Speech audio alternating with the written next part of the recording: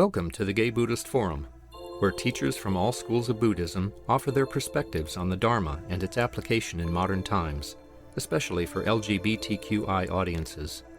These talks are offered freely to the world and made possible by appreciative listeners.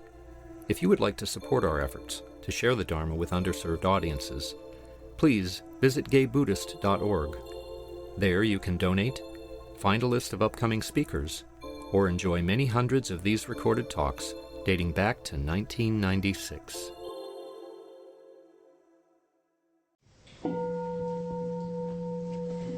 Okay, it is our custom at this time to go around and introduce ourselves. I suggest we pause a little bit before we get to the next person, or after the next previous person talks, so that we might remember 2 or 3 names. So let me start with myself. My name is Oswaldo. I'm David. Patrick. Lee.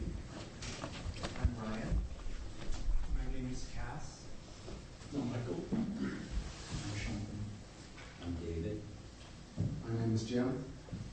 My name is Gage. I'm Michael. My name is Jerry. I'm Hal. My name is Paul. Peter. Jay. David. My name is. I'm sorry. Chris. George. Baruch. Robert. Joe. My name is Philip. Tucker. I'm Adam. Hi, I'm Ricky. Tom. I'm Mark. I'm Teddy. John. My name is Carl. My name is Roy. Dennis. My name is Ray. Paul. Tatuan. David. My name is Jerry. I'm Jesse. I guess we've got everybody except our honored speaker today. If you were looking at the newsletter, you might have noticed that today we had Senator Mark Leno scheduled and canceled. I don't know the reasons, but we're very grateful to have a good friend of the Sangha who graciously allowed me to make a very brief introduction since I don't have all of the credentials. But our speaker is Jana Drakka, who is a wonderful speaker and comes here fairly frequently. And I'll turn the floor over to you. Thank you. Oh, that was very I can say a few more things. Well, it's just lovely to see everyone. And I'll just take a 30-second break for those of you who came specifically to see Mark Leno. I really don't mind if you greatly disappointed or something. I'd like to dedicate this talk to my teacher, Blanche Hartman, and her husband, Lou Hartman, and my dear Dharma brothers, John King and Isan Darcy, and to all of you. Wonderful to see you.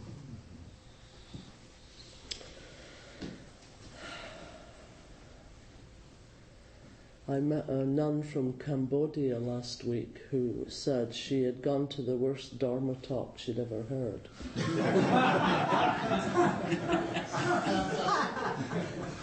So I thought, well, there's a nice low standard. I said, what was so bad about it? She said, well, the person who was giving it spent 45 minutes talking about the fact that they do Dharma talks without notes for 45 minutes. To avoid that, I brought a few notes. As someone just said to me on the way in, we all know you channel this. So, actually, Jana couldn't come today. She was absolutely exhausted. She went to the faux drag queen competition last night. and sat there thinking, if only I'd put a dress on, I could have won this. We're all like little women. I know. So, I'm actually her twin brother, Tommy. So. Hi, guys. What the Buddha said, of course, is where there is perception, there is deception. And that's a very, very interesting idea, given that all of us sometime in our lives have suffered from other people's perceptions of us and their responses to that. But the most important perception, I would say, is the one we have of ourselves. Because after all, when it gets right down to it, you're the one you're going to be living the rest of your life with, no matter what happens up and down with other people. You're your own kind of bedrock, And how does that work for you all? I notice that sometimes it's a lot easier to be kind and loving and so forth that way, helping other people, doing something good, but I notice for myself anyway that doing it this way is kind of harder, I was kind of aware of people when we were sitting there was a lot of discomfort. A lot of people thinking they should be sitting a certain way, and oh my God, there's people around, they might notice if I move or twitch, or, Personally, I thought I was beginning to drool at one point. I think we do tend to kind of keep ourselves to a rather high standard, It's okay to have ideals, but what about reality? What about what's happening right now? And we're often so caught up in other stuff, mainly in what we're thinking, what's going on with thinking, that we miss this right here. We miss the beauty of this very, very moment. And after all, each breath is a gift. We don't know if we're going to be here tomorrow. For all the great, the best laid schemes of mice and men gang after gley, go awry, And when I sit here with everybody, I just feel love for everybody, because we don't know how long we're going to be here. And if we can let go of judgment, that's a good one. If we can let go of the things that stop us really seeing each other and just being with each other and accepting each other, that's what I think of as enlightenment or nirvana, or just being right here. And I think that really starts with ourselves. So one of the things that we tend to get caught up in is worry. So I was saying to Jim coming over in the car that I thought a solution to that is, if I gave you something to worry about that was so enormous and so out of control, like most things actually are, right? As Gertrude Stein said, when everything is so frightening, nothing's really frightening anymore. So I found a fact lately that if you want to worry about something, here's one to worry about, and you can't do a thing about it, just like life, okay? So some of my students who know me very well gave me a book recently called Blame It on the Dog. It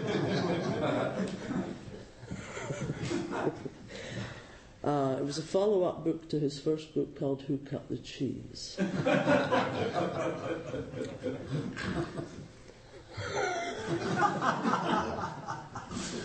I bet Mark Lena wouldn't have talked about it.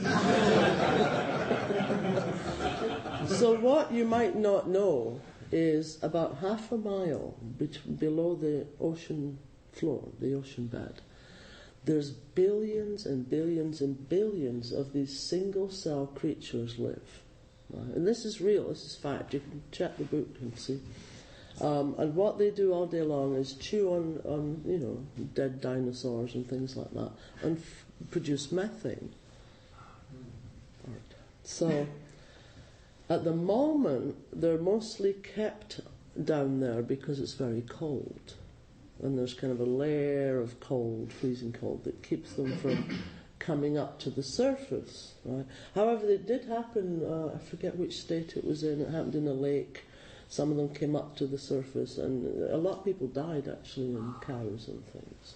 So, if you want to worry about something, why don't you just worry about something like that? You know, that famous poem, "This is the way the world ends, this is the way the world ends, not with a bang but a whimper." Well, it's actually not with a whimper but a bang. So there you are. There's one solution to everyday worry.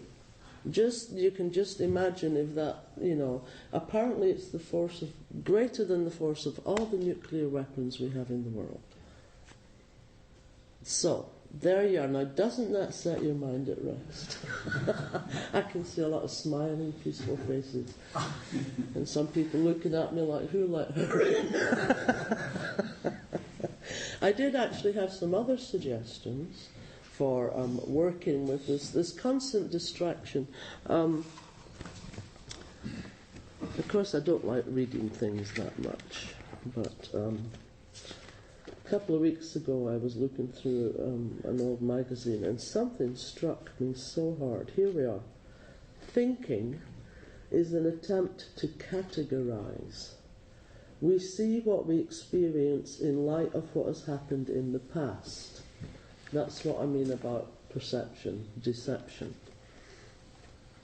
You can't even taste something and say it's good or bad unless you're comparing it to something you've already had in the past. So we tend to live our lives reliving again and again and again those old perceptions. They're stuck up.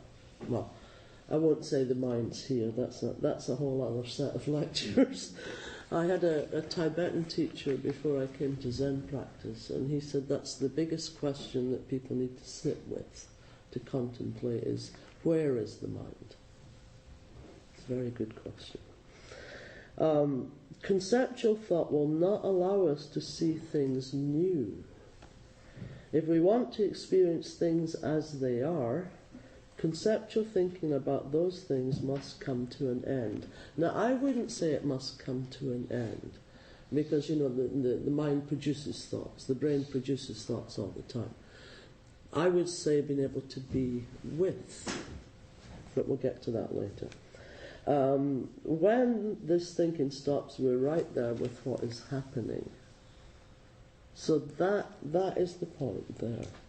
That we often talk about seeing, my teacher says, things as they is. Seeing reality as it is without bringing a whole load of other stuff to it.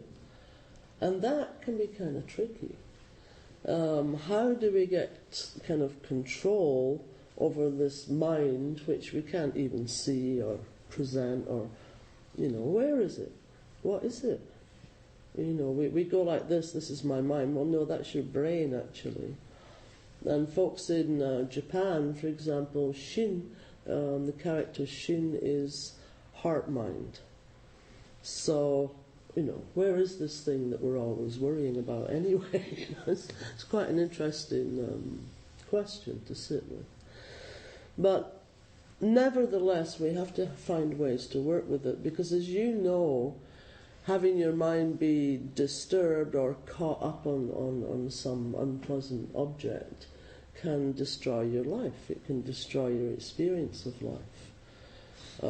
For example, myself, by the time I was a teenager, I was already so depressed that I was suicidal. I didn't want to be here. My perception of the world was it was full of cruel people that went round hating each other. And especially I never managed to appear straight in my whole life, and that whole feeling of dissonance. The whole thing was such a horrifically unpleasant experience. And I, for one, never imagined that I could ever get away from that. I tried to kill myself when I was 15. I thought that was it. Life was like that. That was my fixed perception of what life was like. There's nothing worth getting up for in the morning. Nobody will ever really love me. People might love me, but if they really knew me, they wouldn't. Because I'm this broken, flawed person. And I managed to carry that perception all the way through without even becoming aware of it. I didn't know. I just thought that's how things were. Here's this, stupid person that's ruined their lives. Of course it was all my fault. You've got to remember, it's always your fault, right? It's always your fault if something's wrong. Don't forget that. So I had that complete perception. And it wasn't until I actually took up the practice of zazen, which means just sitting, the most basic form of meditation, just being aware of what's right here, that first of all I actually noticed that I had all of this going on, that it wasn't me. And that's really important to know. You are not your feelings. It might be an interesting shift to make in your thinking to say, not I am angry, I feel angry. Gives you that one step away. You are not your feelings. These vehicles that we're driving along in, all different shapes and sizes and all the rest of it, all the big fuss that's made about these things that we're in, that's not us. We're in this vehicle. We're riding along in this vehicle, and this vehicle sometimes has problems. My left leg's gone to sleep, I got a haircut like a poodle at the moment. Well, that's because I work with folks in Maitri Hospice, and one of my dear friends there, I used to be a stage manager of an evening at La Cage, which was a female impersonator show. And there were only 2 women-born women in the show, myself and Michael Jackson. And I just absolutely loved that. I'd love to get back to the theatre and do more. But it's all theatre anyway. But one of my dear ones is in Maitri Hospice. And just to let everyone know, I was talking to someone about it yesterday, and they said, oh, how depressing to work there. People are going to die. I said, no. Maitri Hospice was one of the first AIDS hospices, founded by dear Isan Dorsey, drag queen extraordinaire and Buddhist Dharma ancestor. And most of the people now, thankfully, as we know, the plague's lightening up, and most of the people are now there for respite care. So it's actually one of the most joyful places you could be. There's nothing like being around people that are just looking at reality straight on. You can't get all fancy when you. Anyway, where were we?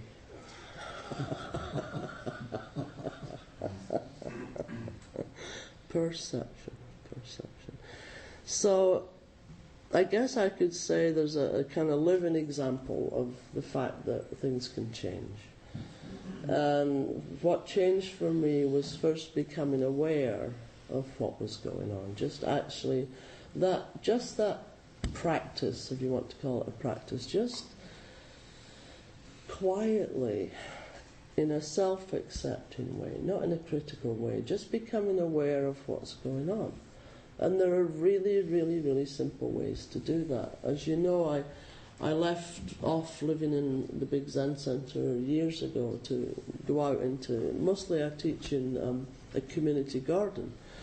And nothing could be more lovely for bringing you into the present than sitting with a tree, for example. Sitting with the breath, of course, is optimal. It's always there. You can simply become aware of the expansion in your lungs and the inhale, the exhale. That's a really simple one and free, and it's always with you. But I find sitting in gardens and looking at the plants, you've got everything right there. You've got impermanence, You know, you've got great, great beauty, you've got interconnectedness. That's all right, don't worry. So that when it goes off at the opera, you have to really be upset. So, and especially animals. There's dogs in that garden that people like to pick up and hold. You know, I've got tons of pictures on my cell phone of the ladies from the shelter. I bring them into the garden. They'll sit there holding the dogs. It's just lovely. So, everyday things like that. You know, and slowing it down. What's the hurry? You know, there's a new illness has started to rear its ugly head because people are forever only looking that far in front of them. I'm serious, and it's an addiction. It's actually become identified as an addiction. We need to look out. You know, we need to look at the horizon. But that's my suggestion, basically, for everyday practice, for working on things that we all experience: trauma, regret, worry, stress, whatever. Very, very simple everyday practice. And then sometimes we're caught in something that's more extreme. You know, something that sounds, oh, that sounds great. Yes, I'll just sit there. Oh, look at that tree, right, there's no more worries. I don't mean it in that simplistic manner. But cutting through emotional cascades, for example, can happen as simply as, you know, oh, look at this stick. You know, can you just look at that, not make up any stories about it? And there's a few moments of nirvana. Just a wee bit of peace by looking at this. I don't know what it is either. I got it when I became a Dharma ancestor. So it's the teaching stick. I've waited years. It hasn't said a thing yet, but one of these days. So, as you know, I'm a great believer in comedy also, in lightening things up and using things like comedy, dance, any of the arts. You know, I think we're still too hard on ourselves a lot of the time. There's nothing wrong with pleasure. Pleasure which arises from what's in front of us. I can highly recommend a book I was reading lately called A Different Kind of Luxury. A Different Kind of Luxury. And it was about people in Japan, and apparently there are still lots of little pieces of farmland available because there's been a massive movement into urbanization. And a lot of people have gone back to the land, so to speak. And they're mostly philosophers, and they're wonderful, and folks of a spiritual nature, and they're advocates and make their own paper. But it's a kind of real way to live. I don't know if it would be possible here, but some of the what they're coming up with, just from that simple way of life, I think is so relevant to us.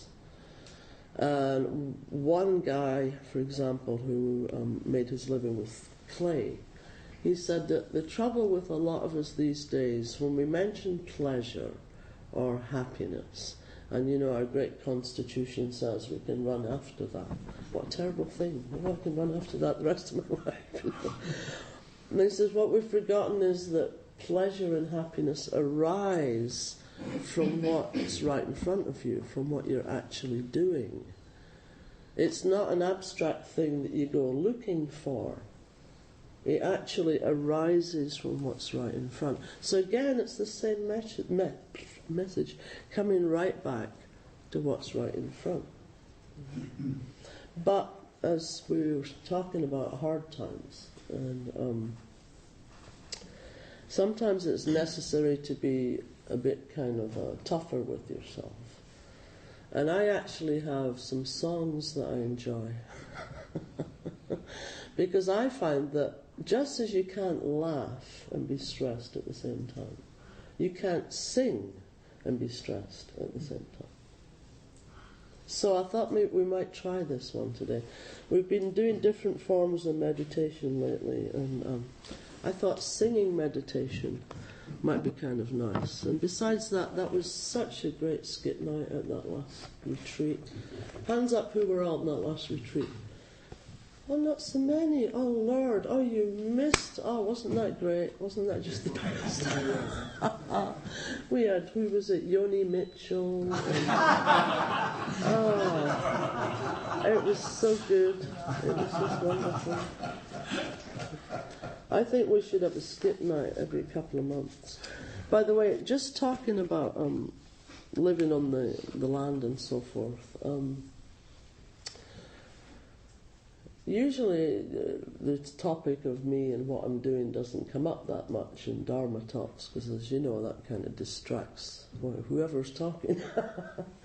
But this idea of getting back to the land, someone did say to me, the guys might like to hear what's been happening since you've been ill.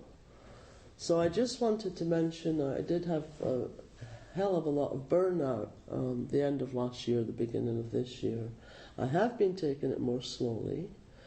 If you want to see, the teachings had to come out, so if you want to see some of the direct teachings, actually a documentary maker came and filmed me. Now I warn you, I look like a 90-year-old man who's about to die. But the teachings are pretty good, so if you're looking for something like that, just to cheer you on, it was amazing to be able to do something when I was so ill. I didn't know if I was going to make it, to be honest. So there's some great teachings. It's called Walking Through Peace, if you want to have a look at that, Walking Through Peace. But what's kept me going is the desire to have an urban retreat centre, somewhere within reach of the city that everybody, as you know, I welcome absolutely everybody in my groups and sittings. Everybody could come. Because I know when I've been going through hard times, if there were a place that I could get on the bus and get to, and I know there'd be someone there and we could sit together, we could have some counsel, that kind of thing, I would love that. And as I say, the garden has been working so well these last years. So only yesterday, I've been going to work with therapy horses. We have these large couches and they lie down. No. It's for differently abled children, and it's wonderful. Anyway, one of the women who brings her horses there has been very kind, and when I talked about burnout, she immediately said, "Oh, you must come to, you can have the top bunk bed." She's straight, it's all right. You can have the top bunk bed and, come and stay in my land. And then yesterday I was saying, well, I might be able to get some money to move out of where I'm living, and it might be a chance. I'm still looking for this urban retreat centre, and she said, I've got 85 acres, Novato. Would you come to Novato for a retreat?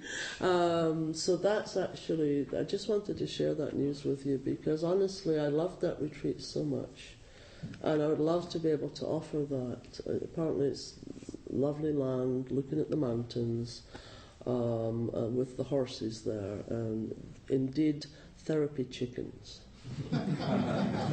If you look on my Facebook page, you'll see a picture of me with Diego, the therapy rooster. And I've said to Jim, of course I've had a lot of comments about that. But we should all have a therapy rooster, If you pick up the rooster, in fact it's so fond of me now, I noticed I was sitting talking to someone yesterday and I felt something touching my leg. And I looked down and there's Diego with one wing out going like that on my leg. So, you pick him up, and what happens is, if you're nice and calm, Diego gradually falls asleep. It's so light, his wee head goes whoop on your arm. And then if you get agitated, Diego wakes up. Right? So it's so perfect. I spent must be an hour with Diego. So that will definitely be part of the program. You can all have your therapy rooster.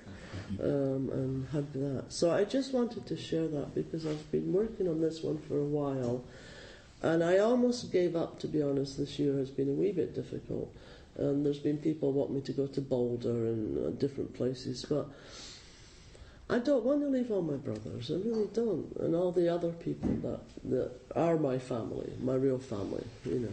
My other family doesn't talk to me, so no. So, I just wanted to share that with you, and I'll keep you all updated, and I hope at some point we can have a place of retreat. As my countryman John Muir said, everyone needs nature to pray in and play in, and an awful lot of people don't have that. So I think our real temple is out there. It's just out there everywhere. So once again, maybe we'll have an opportunity to do that in the future. I should find out more this week. So there's been a song going through my head, and you know, at the monastery we used to play tricks on each other. It's great fun. You can hardly imagine what fun you can have when you're supposed to be being silent, you know. And one of the most awful things you can do to people when you're in silence for 3 months at a time is to whisper a song to them. It's difficult enough to just be with, you know, not try and get rid of all the talking, just be with it, because if you let it go on, it actually burns itself out, I can tell you. But songs, that's something else. You walk past someone and go, raindrops keep falling. That's if you don't like them, you know. But we're talking a lot here about getting caught in negative imaging. And again, I know I probably recommend this every time I speak now, but the book, The Buddha's Brain. I'll just mention it again. You've read it? Yeah, isn't that something? And very practical, very down to earth. He's just basically telling us how to repattern our brain so that we're not stuck in the old patterns, because this is, you know, it's Western science, just like the little creatures under the ocean bed. I mean, it's Western science that if we keep going up that same old pathway, if we keep bringing the old perceptions into the present, then we're constantly firing the same synapses, we're making the same connections over and over and over, and that's what's called living in a rut. You know, you've built a way so that every time you experience a certain stimulus, there you go up that rut again. So he talks about actually putting positive images deliberately in our minds. And I actually did that. One of the breakthroughs for me was to find out that I'd had a horrible childhood, which sounds silly, but until I knew that, I couldn't do anything about it. And one thing that I didn't have when I went to a group for people who'd been abused was any memory at all of being hugged by my parents. I had no recollection of any of them ever walking up and giving me this big hug. So I asked the therapist, was it all right if I made one up? And it sounds daft, but it felt like a big lack. Every time, you know, and people talk about their families and I got a hug or something, and it was such a miserable rut, and I kept falling in it. So I made one up. This lovely big hug that, you know, we all three of us, me and my mum and dad, and it actually reminded me of a time when we did. So it was nice. But there's nothing wrong with putting in something positive. You know, the mind is like Velcro for negative experiences. It really is. It's a scientific fact. It hangs on to the negative much harder than it does to the positive. It just, you know. So, I don't know that song, Accentuate the Positive. Would anyone like to burst into song? Well, then I will, because... So you'll probably know the words to this one. And please, please, please join in. Yeah. Imagine there's no heaven, it's easy if you try. No hell below us, above us only sky. Imagine all the people living for today. Oh, Imagine there's no countries, it isn't hard to do.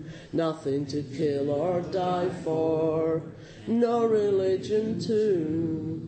Imagine all the people living life in peace. You may say I'm a dreamer, but I'm not the only one. I hope someday you'll join us, and the world will live as one. Imagine no possessions, I wonder if you can. No need for greed or hunger, a brotherhood of man. Imagine all the people sharing all the world. You may say I'm a dreamer, but I'm not the only one.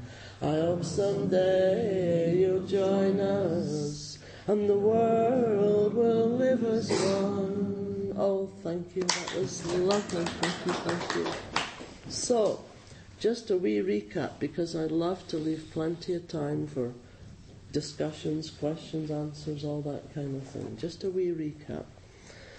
First of all, Mr. Stick says, I often think I should get finger puppets. By the way, probably some of you don't even know what this is, and I did mention earlier that I felt I was starting to drool. Well, actually, it's sort of it's a mini version of the full-size robe. I have all these fancy robes, but I don't use it. I just dressed up for you guys. I knew you'd like it if I dressed up. So it's a miniature version of the large-size robe that goes all the way around you. And in Buddhism, the colours are given importance. Blue is you've just taken your vows. Black is you've taken your monastic or priest vows. And brown is that you're a Dharma ancestor, which means that you're a holder of the lineage and can pass that on to other people. So, yes, indeed, it's a bib. Yes. So, I actually still can't believe this. And if anyone is interested in more formal training, I do actually do that. I've had about 7 people have taken Jukai, first level ordination already. And there's one sitting in the room that's busy sewing one of these, because that's part of the practice. But I won't point him out, because he'd be so horribly embarrassed, wouldn't you, Chris? Anyway. Sewing, as we're talking about everyday things, sewing is a great meditation for those of you that enjoy sewing. And in actual fact, with this, we even chant. Every stitch you do Namu Kie Butsu, or I take refuge in Buddha. And it's very interesting. Some of you may have used chanting, and that also clears the mind wonderfully. You really can't focus on when you're busy working on chanting. So that's the key, to first be kind to ourselves, because you can't be kind out the way that well without being kind to yourself. And it's not something that we're used to. So how do you calm down basically self-judgment, self-criticism? And the thing is, again, I must emphasize this, don't try to stop these things happening. If you get in a fight with it, it's just indulging it more. So if you watch the anger arise, remembering that it's not yourself, you can watch it and find a peaceful way to sit there. I guarantee you, if you watch something, that even something like anger that feels like a great call to action, if you can learn to watch it, it does burn itself out. So it's a lovely way to clear the mind. And remember, the mind is like Velcro for the negative stuff. So go at it slowly, and then use humour, use song, use anything you like to stay right here present, instead of always bringing out these old perceptions and continuing to lead that same old. So It certainly helped me. I mean, just to go back to the personal, I was actually locked away for a while, and some people say I should never have been released. You know? I mean, when I say I'm crazy, I have a certificate to prove it. So I escaped to America, and compared to you guys, I look so normal.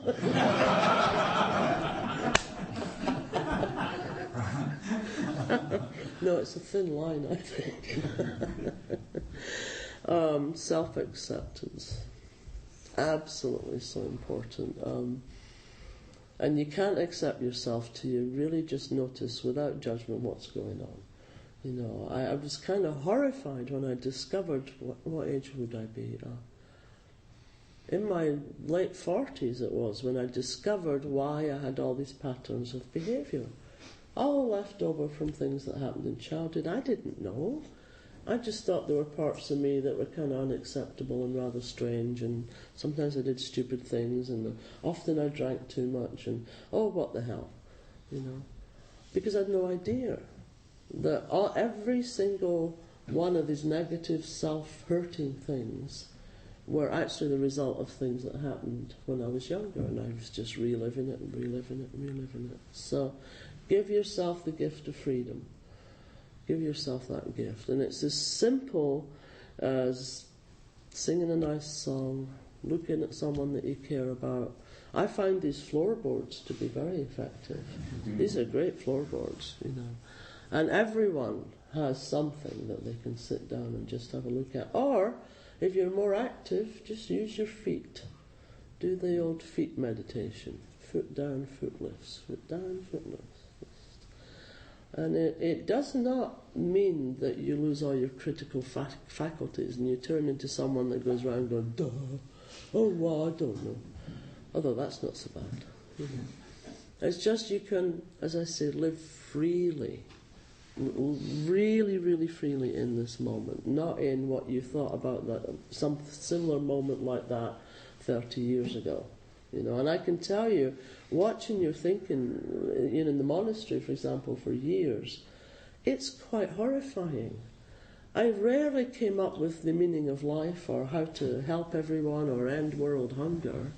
I more often came up with something someone said to me 35 years ago that deeply offended me, and I'd sit there and have I should have said this, and then if they had said that, well, how dare they? And it was astonishing to sit there all that time and realise how little of the time that we're actually right here. So, give yourself a break and come right here. And it's especially lovely to come right here with everybody on a Sunday morning. So maybe one of these Sundays I'll get up out of bed when I'm not talking and come right here too. So I'd like to open up to any questions, anything like that, and thank you for your patience. Yes, sir. I heard a great line on television, a daughter talking about her aging father, and she said, he's got Irish Alzheimer's. He forgets everything but the grudges. That's terrible. Have we any Irish people here? Yes. So I'm assuming most of us don't have therapy boosters, but a lot of us have dogs or access to dogs. Would you have any recommendations for meditative or mindful practices to do with the dogs, since you seem to do stuff in the community gardens? Well, you know, and please make yourself comfortable. Oh, my.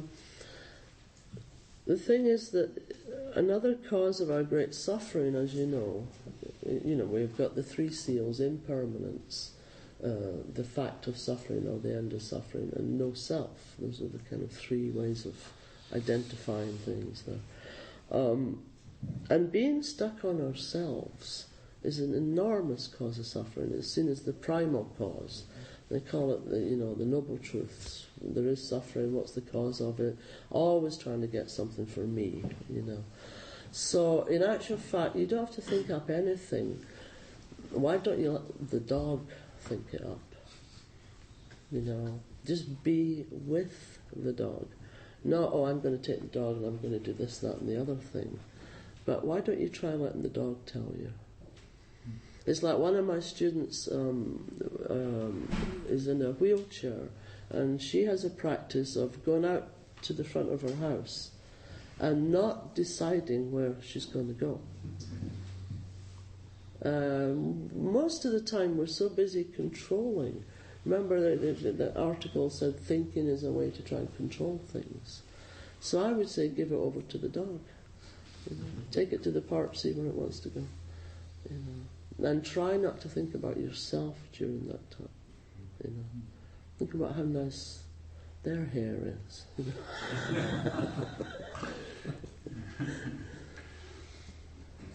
Oh, hi there. Hi. I don't know if you remember my dog Rocket. Yeah. My dog at the Q Sangha, I brought my dog into Q Sangha a few times, and I always thought it was so much fun to have dogs meditating with us, and then you're bringing up the idea of roosters and horses.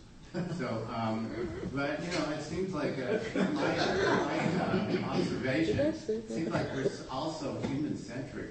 You know, it's like this is only having to do with people when there's a whole world around us that has of life that is not human.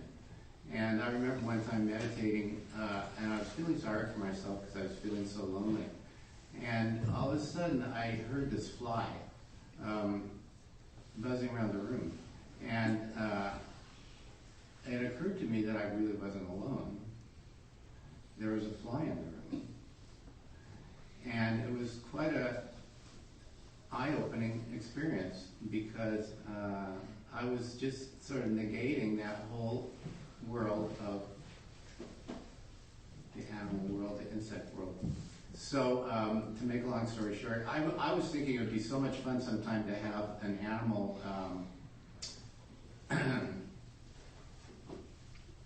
Dharma talk, you know, sometime where animals would be invited, and see what we could learn about that. Whatever. Because I just enjoyed it so much when you had that in your Q Sangha. Yeah. I mean, I don't know how it would be in this facility. I'd be happy to do that. I mean, still on Monday nights, if people want to if people want to come to Glide on Monday nights, we often people bring their dogs there, and people bring their dogs to the garden. We did stop someone bringing a cat because that wasn't fair to the cat. And then, of course, you can get your own dog in the garden because there's often dogs there. And there are chickens, although I haven't looked into taking them out of the chicken coop and holding on to them yet, you know. But you're right. I mean, it's a lovely way to remember that we're absolutely interconnected, you know. And I often think how stupid that, what do you call that, whatever you call it, that puts us at the top of the chain of life. I mean, we're so troubled. I would put cats at the top of the chain of life, or, you know, dogs, or maybe elephants. I mean, why the hell are we at the top of the chain? It's ridiculous. You know, ducks have more peace than we do. I mean, you know. So you're right, yes, absolutely. Is it? Could you, just forget it, you mentioned a couple of things, the garden, and where is it located? And when Actually, if you go on, I have a website, so if you go, just my name, Jana Drakka. With 2 Ks? Yes, not 3, yes. Then the schedule's right there. But it's actually on Howard Street between 7th and 8th. And it's a community garden. You can't get in unless you know the magic word. And you shout, Jana! And you can get in. But that's what makes it nice because, you know, it's a regular bunch of people. So it's not, there's nobody wandering by or, you know, bothering you or anything. It's just a nice experience. And, you know, the idea for an urban retreat centre actually came from seeing that most people that live downtown or in the big SRO hotels and so forth, and anyone can live there. And I've been homeless, I'll just repeat that in case anyone didn't know that. You just have to become disabled in this town to end up in one of those SRO hotels.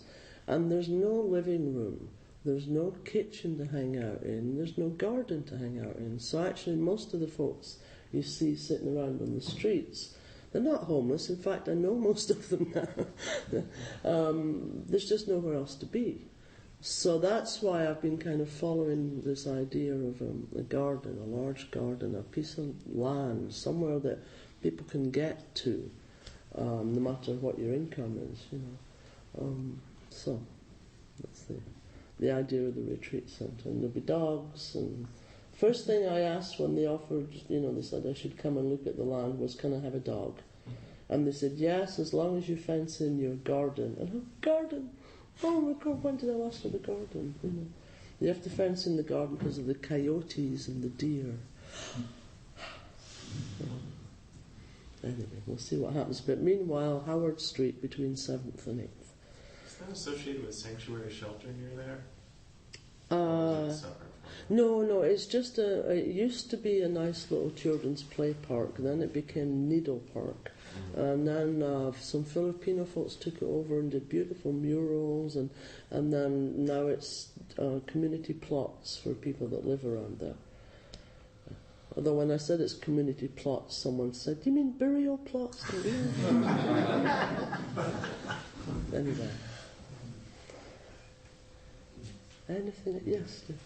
Why do you think the brain has a preference for the negative or a bias for the negative? Is it survival? Aha, I know this one. Yes, you're right. You got it. You know it too. Yeah, you know there's just one large shared brain. I said there's only one large shared brain anyway. You know the answer to this one. Survival, exactly. The brain is still the same brain as when, you know, we had to constantly scan, oh, is that a saber-toothed tiger? You know, oh, an elephant, you know, oh. And it still does that. Somehow the brain, in a way, hasn't caught up, and it still scans constantly. And of course it scans for threats. It doesn't usually go around scanning for, well, sometimes we do, you know, scanning for pleasure, yeah. I think that's called cruising, you know. But mostly the brain is trolling around for the negative things so that we can be careful and protect ourselves. And in actual fact, we have an intuitive intelligence. When we stop all this blah, blah, blah, and look at this and oh, what's that? Our bodies have their own intelligence. They have their own wisdom. They can completely come up. Your body will not, most of the time, let you do something stupid. But we've lost trust with our bodies. That's why movement, dance, that kind of thing is so important. Focusing on the breath is good because it brings you back to your body. You know, so there is that wisdom. We all have it. I've heard of a great exercise, I try to remember it sometimes. It's like when you're in a negative thought, pet your reptilian brain.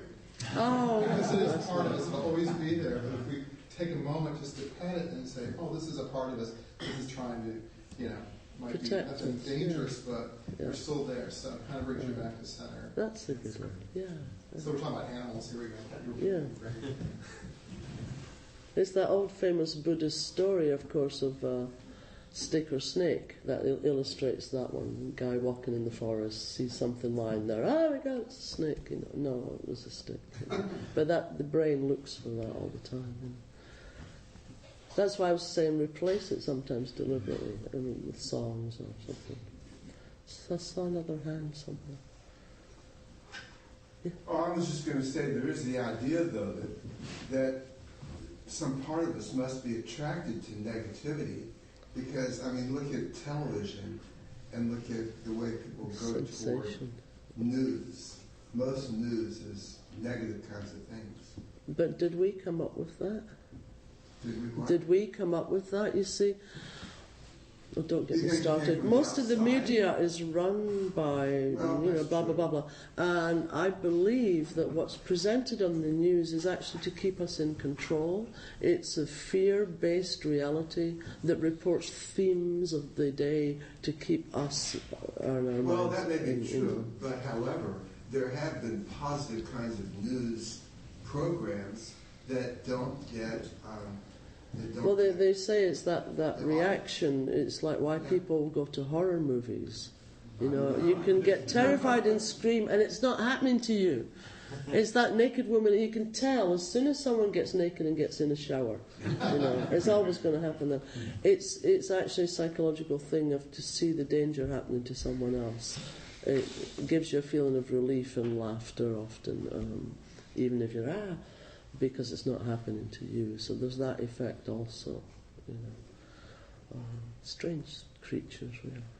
There was someone in a group that was in back east that was talking about, it was either a radio program or a television program that I hadn't really heard of, but it just presented the good news, and it wasn't very well known. So.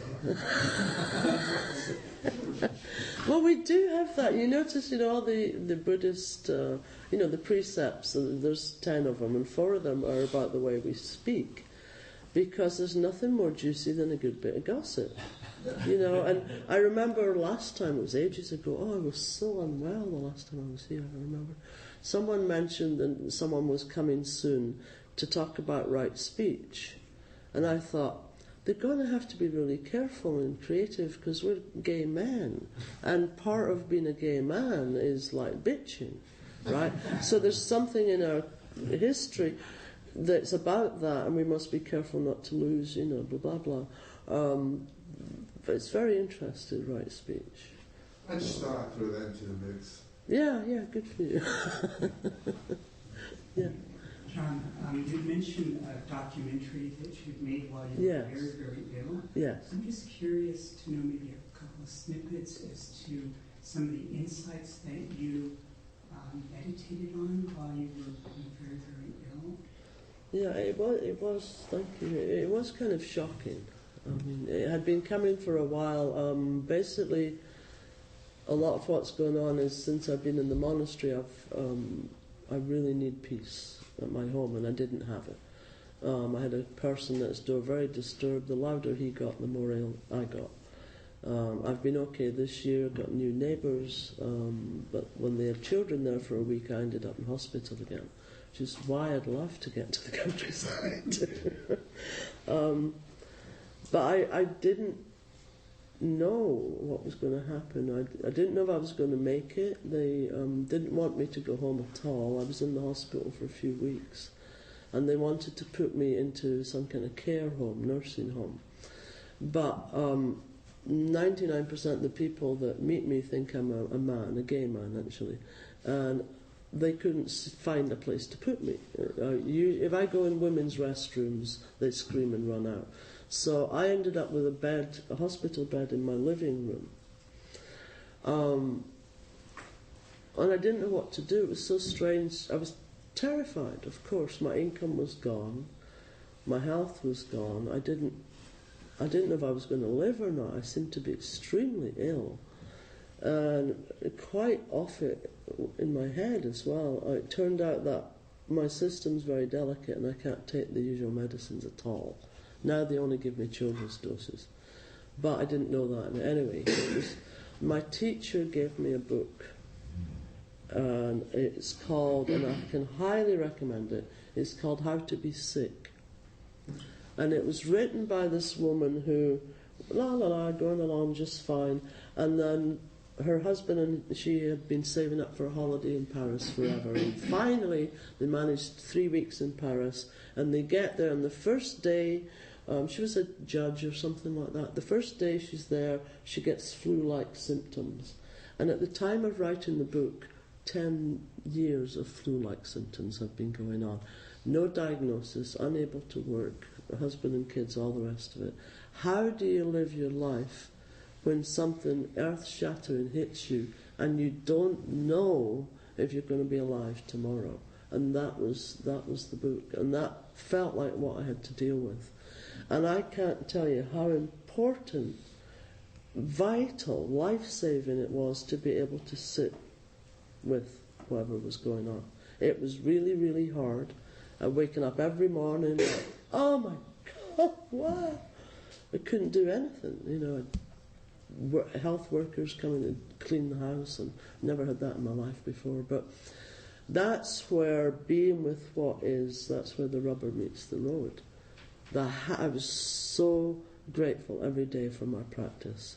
You know, otherwise I really would have gone crazy. I just didn't know what to do. So, yeah, that was the biggie, is learning to, you know, and knowing, that's the thing of looking at impermanence. It's not miserable. Yes, we're all going to pass on. Yes, we are. And that isn't miserable. That's what makes it worth being here. That's what makes every moment so precious. You know, if you go to Maitri Hospice and hang out with the folks there, you know, every moment's so precious because you never know. But yeah, it was very shattering, really. But it just reminded me that, yeah, I'm going to go at some point, and that's why the documentary, because what comes out of my mouth had to, you know, it had to be recorded. It didn't ever stop. I was lying there with like these fantastic Dharma talks pouring through, and I didn't know what to do with them. But luckily, this guy started taping it. So, walking through peace is what it's called. Well, I think we have to stop, don't we? Yeah, we definitely do. I'm sorry. Would you mind staying around for our social half? Oh no, I'd love to stay around. So if anybody has any extra questions, they can ask them at that point. So thank you so much for a wonderful talk. Thank you. Any announcements?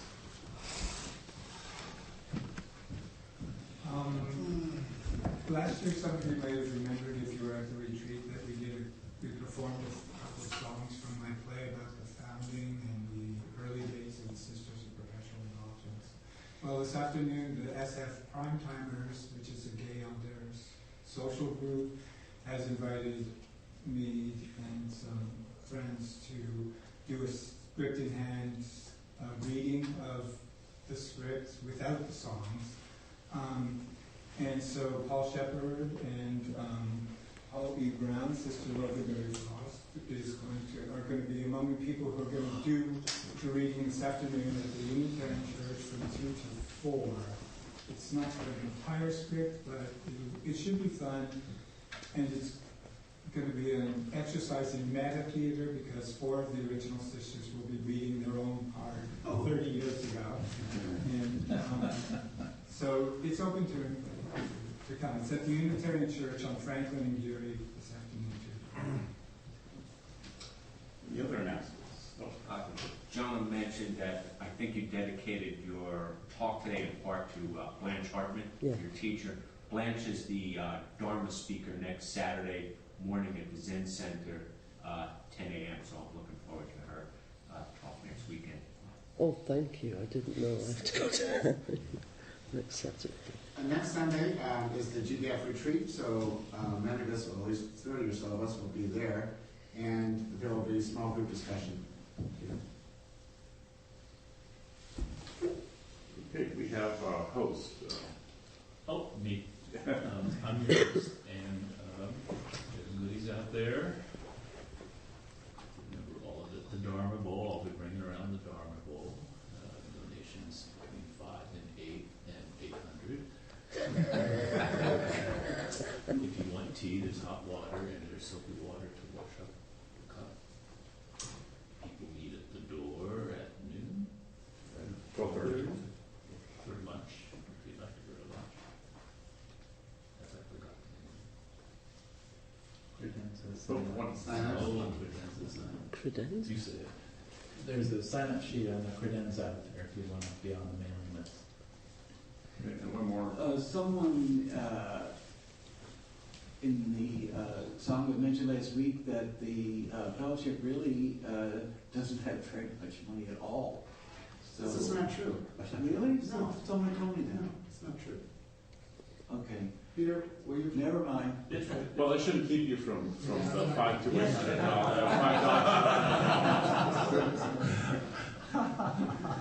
Well, we're running a little bit short on time, so but we do have a new person over here. Tell me your name again. I'm Tucker. Tucker. Anybody else that's here for the first time? So make sure to say hi to them. And let's hold hands and do our dedication.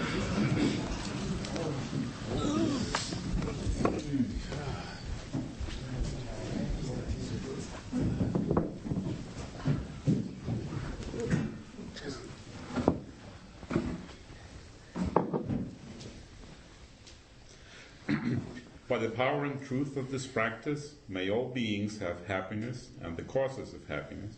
May all be free from sorrow and the causes of sorrow. May all never be separated from the sacred happiness, which is without sorrow.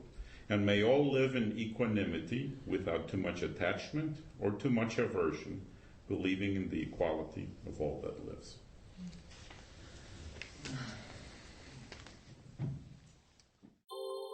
Thank you for listening to the Gay Buddhist Forum. If you would like to hear several new talks per month and be notified of upcoming speakers so you can participate live, please subscribe to this podcast, like us on Facebook, and join our mailing list by visiting gaybuddhist.org.